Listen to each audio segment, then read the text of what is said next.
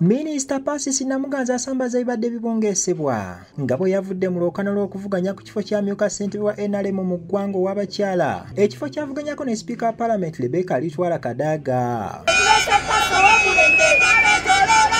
Ndowooza kye balabye wano kijja kubeewanisa emitima sinakindi kibaswaze nti kubanga kiwedde bamaze okuwulira kandidate n'olwekyo bano babadde woloro ebyo kakati tuli mu kalulu saawa zino twagala kalulu byakakubibwa saawa zino. Namuganza okwogera bino abadde azizzaayo empapula kwagenda okuvuganyiza mu kamyufu k'ekibiina bw'akawangula kimusobozesa okutuula ku lukiiko olukulu olwa Seeke. Now, duly nominate Princess Pacis Namuganza to compete and contest for the position of second national vice chairperson female. Olwaliro bonna abeegwanyiza okubeera bamyuka ba ssentebe w'ekibiina okuva mu bitundu by'eggwanga eby'enjawulo lwe bazizzaayo empapula nga bamu ku baana okubaddeko Kapiteeni Mike Mukula, Salimu Uhuru Haji Abdul Nadduli, Dr. Dini Kisembo amyuka Sipiika Jacob Oulanyah, Sipiika wa Paalamenti Rebecca Alitwala Kadaga n'abalalira nga Dr. Tango Odoi nga yakulira akakiiko k'ebyokulonda mu NRM abakkiriza okutandika okusaggula obuwagizi okuva mu bakiise bonna batula ku lukiiko lwa National Executive Committee luyite nneke mu bufunze. Dini Emmanuel, who has satisfied all the requirements and is now to contest for vice chairperson Western Region.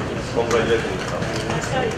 Honorable Jacob Oulanyah has satisfied the requirements and is duly nominated to contest for the position of vice chairperson Northern Uganda.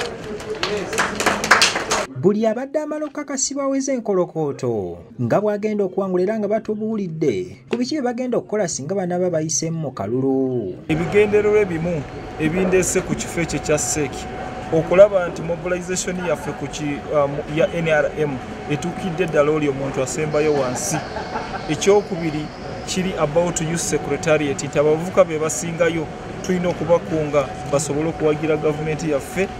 Then ekirala okulaba nti amataka aga NRM buli district tuguze ate tugazimbyeko. Enda waka kola mobilization mu Eastern kolera abantu bange ebintu ebirungi n'okukolera byonna bye tuba tukola tulina okulaba nti omuvubuka aganyulwa mu kubanga Uganda y'omu maaso y'abavubuka abaliwo saawa eno. Kati nalabye tetulina representation nungi nenvaayo ng'omwana omuto omuvubuka myaka 37 Central Vice Chairperson for Buganda Region.